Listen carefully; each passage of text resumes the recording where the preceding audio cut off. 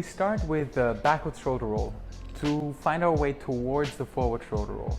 The backward shoulder roll usually is easier to begin with because it's not head to ground. It's more a rolling, rocking motion towards the back that is easier to learn for many people in the beginning. The important steps here are that we stay close to the ground, so there's not much impact that we take at first. So the shoulder roll is a good roll to learn, to begin with, to start with, to get into acrobatics. Even if you want to learn parkour, that's a really good move to start with. It's a good move to continue as well. Because later on, we'll be practicing cartwheels, we'll be practicing possibly somersaults, and then you want to have a way out. You want to have a good exit strategy. Otherwise, it's just too hard to get over. So there, let me give you a quick example. Usually if something goes wrong, some form of shoulder roll will come into play. So it's a healthy pattern to start with, to practice.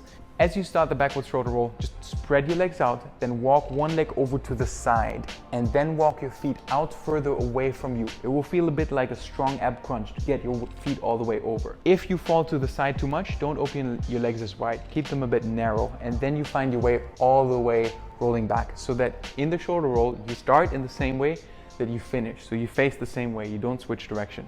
As well, what you'll find is with the backwards shoulder roll, it's easier to find the path from the right shoulder to the left hip or from the left shoulder towards the right hip, diagonal across the spine.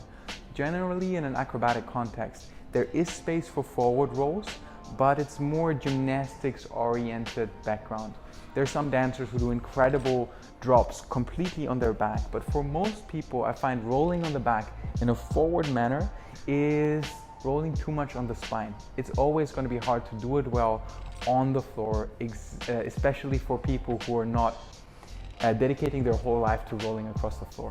For the backwards shoulder roll, getting the head out of the way can be really important because the head also gives direction. For some people the head cue helps, for some people the head cue is counterproductive. What happens is you want to tilt your head towards one shoulder. If I do the right shoulder roll, that's where I want space, right? Because if I tilt my head to the right and I roll over the right shoulder, there's no space for me to pass through. Ideally, in the whole backwards roll, the head doesn't touch the ground at all, so that we stay safe and stay away from the ground to avoid bruises or hitting the head in general, which is a good idea. So what to do? Right shoulder roll, left ear tilts towards the left shoulder. If this is confusing for you, don't bother too much about it. For some people, as I mentioned, helps. It can be counterintuitive because you look left but you roll towards your right. That can be confusing, but since you're aware of it, maybe it helps you and makes it easier. The more you practice this roll, the easier it's going to get, especially if you feel aches and pains across your shoulder or your hip region. That's a really specific matter of how to inch your body in the right direction. So two things. For one, it's going to get easier, it's going to feel more comfortable even if you roll over the same spots. The other point is try to avoid the spots that hurt.